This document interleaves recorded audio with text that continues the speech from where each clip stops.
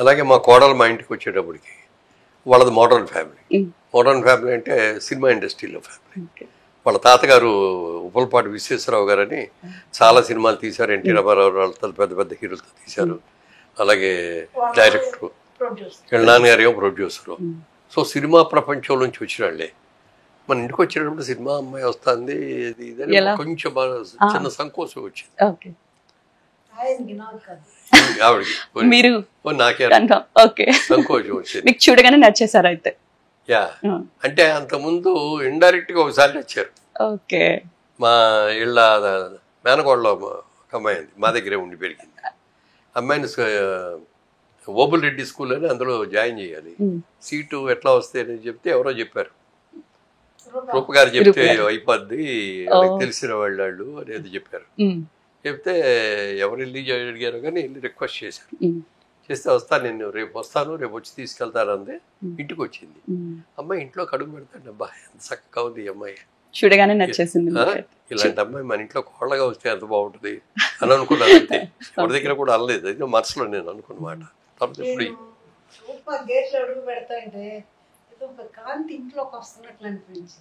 చాలా గొప్ప. సరే పెళ్ళి అది అంతా సెటిల్ అయిన తర్వాత పెళ్ళికి ముందే ఇంటికి వచ్చింది. వాళ్ళు వస్తానని చెప్పింది. రాగానే ఫ్లవర్ బొకే కూడా రెడీ చేసి రాగానే వెల్కమ్ అమ్మ అని. తర్వాత నాకు ఆ బొకే మాత్రం మా అమ్మాయికి చెప్తాను, వదిన ఆ బొకే మాత్రం అది ఎంత ఎండిపోయినా నాకు దగ్గర ఉండాలి, అది అట్లా ఈ పెళ్లి చేసుకోవచ్చు. కానీ బాగా కలిసిపోయింది. అంటే మా అదృష్టం ఏంటంటే కూతురు లాంటి కోడలు వచ్చింది, కొడుకు లాంటి అల్లుడు వచ్చాడు మాకు. అంటే ఆవిడ పూజ చేస్తే నేను పూజ చేసుకుంటాను. సాధ్యమైనంత వరకు మేము అందరితో మనకున్నది 10 మందికి పెట్టాలి అనుకునే వాళ్ళని కానీ, మన గుట్టి పరిచయాలు కానీ, లేకపోతే పక్కింటాడు చిరంజీవి ఏంటి అంత హీరో అయిపోయాడు, ఆయనకంటే ఎరగొచ్చాడు నేనేంటి అని అట్లాంటివి ఉండదు. నాకున్న టాలెంట్కి నాకు కావాల్సిన దానికంటే దేవుడు ఎక్కువ ఇచ్చాడు అని ఫీల్ అయ్యే మనిషి. అందుకని అమ్మాయి చాలా చదువుకున్న అమ్మాయి, చాలా సంస్కారం. వాళ్ళ నాన్నగారికి 3 ఆడపిల్లలు, 3లో పెద్ద ఆవిడ. బాగా అతి గారాభంగా పెంచడం వాళ్ళ తాతగారు వాళ్ళు మరి ఎక్కువ గారాభం. అయినా సరే చాలా సిస్టమేటిక్, బాగా చదువుకున్న అమ్మాయి, నాలెడ్జ్ ఉన్న అమ్మాయి. తర్వాత ప్రజాసేవ చేయాలనే కోరిక, ఉమెన్ ఎంపవర్మెంట్ మీద వర్క్ చేయాలి ఇది ఆ కోరికతోటే శ్రీలంకలోకి వెళ్ళి అక్కడ అందరూ కూడా కాఫీ వర్కర్స్ ఎక్కువ, చదువు సంజయం ఉండేది కదా వాళ్ళకి. తమిళనాడు అందరూ తమిళనాడు నుంచి ఎక్కడికి వెళ్ళినాళ్ళు. ఈవిడికి పుట్టి పెరిగిందంతా తమిళనాడులో కాబట్టి తమిళ్ బాగా ఫ్లూయెంట్గా రావటం. అక్కడికి వెళ్ళి వర్క్ చేసి వాళ్ళందరినీ కూడా స్కూల్స్ పెట్టించి వాళ్ళందరికీ చదివించి. ఇన్నేళ్లలో 60 years ఆఫ్ టుగెదర్నెస్ అనేది చిన్న విషయం కాదు. చెప్పాలంటే ఎన్నో చూసుంటారు, ఒడిదుడుకులు చూసుంటారు, కష్ట సుఖాలు చూసుంటారు, చాలా హ్యాపీయెస్ట్ మూమెంట్స్ చూసుంటారు, మనవరాలతో ఎన్నో రకాల ఎక్స్పీరియన్సెస్ తీసుకు.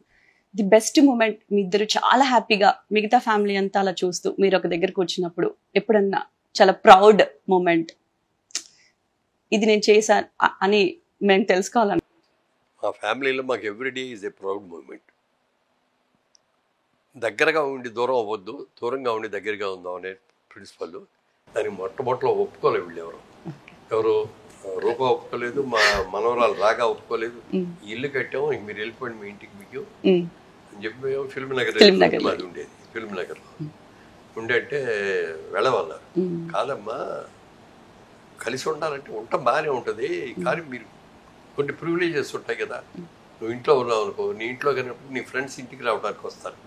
మేము ఉన్నాం అనుకోండి, అమ్మో అత్తయ్య గారు ఉంటారు, మామయ్య గారు ఉంటారు, వాళ్ళు ఏమనుకుంటారో అనేది ఉంటుంది. లేకపోతే వాళ్ళు బయటికి వెళ్ళి బయటకు భోంచేసి లేట్గా అలా తిరిగి ఇప్పుడు జనరేషన్ లాగా ఇంటికి 12ంటికో 1 గంటకో వద్దామంటే మా ఇంట్లో ఉంటే కలిసి ఉంటే అమ్మో వాళ్ళకి డ్రెస్ బాగోదు అక్కడ మనం చేయటం ఇట్లాంటివి ఉంటాయి. మీ ఇంట్లో మీరు ఉండదు అని చెప్తే మా మనవరాలు అసలు ఒప్పుకోలేదు.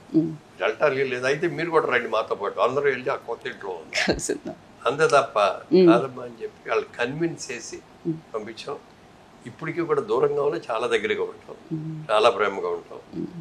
ప్రతి ఆదివారం ఇళ్ళు మా దగ్గరికి రావటం కానీ మేము ఇక్కడికి వచ్చి పోయించడం కానీ ఆ డే అంతా అట్లా కలుపుతాం. ఇక బయటికి ఫంక్షన్స్కి వెళ్ళినప్పుడు ఐదు కూడా కలిసి. సో అంటే అమ్మ చెప్పింది నా మ్యారేజ్ లో కూడా, నా మ్యారేజ్ లో స్టెబిలిటీ కానీ what ever, all of us as women have so many things that we want to do as women. But that thing that she's told me that woman గా నువ్వు ఏదైనా అచీవ్ చేయొచ్చు, and nurturing is something that only we can do. So you don't have to lose your womanhood to be a nurturer. And ఇది she can tell very beautifully. మీరు చెప్పాలి అమ్మ చెప్పాలి, మీరు ఆ 200 రూపాయల్లో ఎలా చికెన్ ఇంతే తేగలరు, బట్ మీకు ఇష్టమైన నాన్నగారు ఆ స్కిన్ తీసి మీకు ఎలా పెట్టేవారు, అవన్నీ ఎంత మంచి ముచ్చట్లు చెప్పాలమ్మా. ఇప్పుడు జనరేషన్ పిల్లలకి కంపల్సరీగా కావాలి. ఆవిడకి ఇష్టమని కాదు నువ్వు పెట్టింది, నాకు స్కిన్ తినాలంటే ఎలర్జీ, అందుకని నేను పక్కన ఉండేది ఆ స్కిన్ ముక్కలన్నీ తీసి ఆవిడ దాంట్లో వేసేవాడు. అమ్మకి పాప నాకు ఎలా చెప్పారు తెలుసా, నాకు ఇష్టమని పెట్టారు నాన్నగారు. అప్పుడు మా ఇంట్లో మాకు డైనింగ్ టేబుల్ లేదు, కుర్చీలు లేవని నెల మీద కూర్చునేవాళ్ళం, చాపేసుకొని చాప మీద కూర్చొని బళ్ళాలు పెట్టుకుని తినేవాళ్ళం, చుట్టూ కూర్చునేవాళ్ళం. మా చెల్లెలు కూడా మా దగ్గర చదువుకున్నప్పుడు ఉండి కాలేజీలో, ఈవిడ మధ్యలో కూర్చొని చెల్లి అటు కూర్చొని నేను ఇటు కూర్చునేవాడు. నాకు చికెన్ తినేటప్పుడు ఆ తోలు మొక్కలు అంటే ఇష్టం ఉండేది కాదు, ఏదో గగ్గురు పొడిచినట్టు ఉండేది. పక్కన అది తీసేసే ఇగో ఇది తిని బాగుంటుంది అని ఆవిడకి పెట్టేవాడు, వాళ్ళ చెల్లెలు అలాగే పెట్టేది. అంటే మీ ఇద్దరికి మీకు ఇద్దరు పనికిరాని మీకు ఇష్టం నేను నాకు పెట్టాలా, అది ఇప్పుడు రూపాయలు అదే నాకు ఇష్టం అని చెప్పి పెట్టారా అని అందుకని, వాళ్ళకి ఇష్టం లేకుండా నాకు పెట్టారా స్కిన్ అంతా లేని బట్టి నా స్కిన్ ఇవ్వాలంటే కూడా చాలా హెల్తీగా ఉంది, సాఫ్ట్ గా ఉంది. 5 రోజులు 1 కిలో నూనె పూసుకుంటాను సాఫ్ట్నెస్ కోసం. Healthy happy family. నీ జీవితంలో హ్యాపీయెస్ట్ డేస్ ఏంటి అని కనుక అడిగితే 2-3 చెప్తుంది. చెప్పాలి, మీ నోట్తో నేను వినాలనుకుంటా, మీరే చెప్పాలి ఈరోజు మీ హ్యాపీయెస్ట్ డేస్ 1-2 మా కోసం.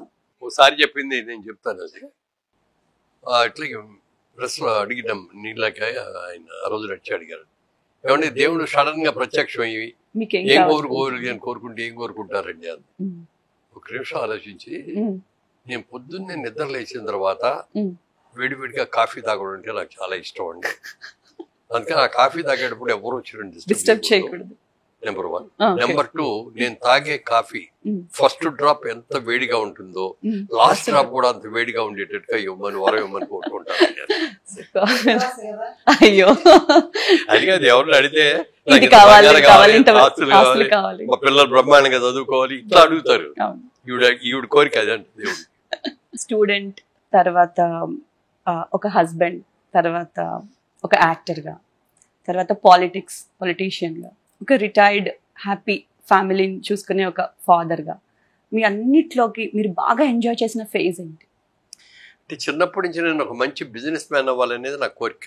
అంటే మా ఫ్యామిలీలో కూడా మా ఫాదర్ బ్రదర్స్ కాదు కానీ మా మదర్ సిస్టర్స్ వాళ్ళందరూ కూడా బిజినెస్లో ఉన్నాళ్ళు. ఆ జనరేషన్ చిన్నప్పటి నుంచి కూడా చూడటం వల్ల నాకు బిజినెస్ మ్యాన్ అవ్వాలి అనే కోరికేదే.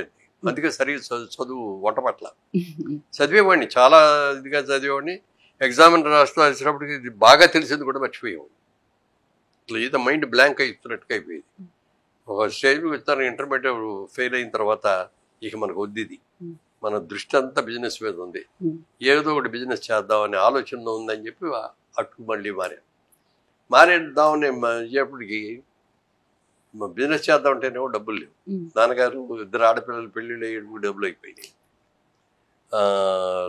ఉద్యోగం చేద్దామంటేనేమో డిగ్రీ లేదు. ఏం చేద్దాం అనుకున్న టైంలో మా చిన్నాన్నగారు ఒక ఆయన ఆఫర్ ఇచ్చారు. ఆయనకి ఏలూరులో కిసాన్ ఇంజనీరింగ్ కంపెనీ అని పెద్ద బిజినెస్ అయింది. అందులో agriculture pump set, oil engine pump sets, tractors ఇవన్నీ అమ్మేవారు.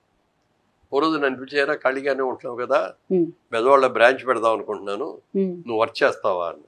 చేస్తానండి అన్న. నాకు అప్పుడు అంతకంటే కదా ఇది లేదు. నెలకు 100 రూపాయలు జీతం ఇస్తాను, 15 పైసలు లాభాల్లో వాటా ఇస్తాను.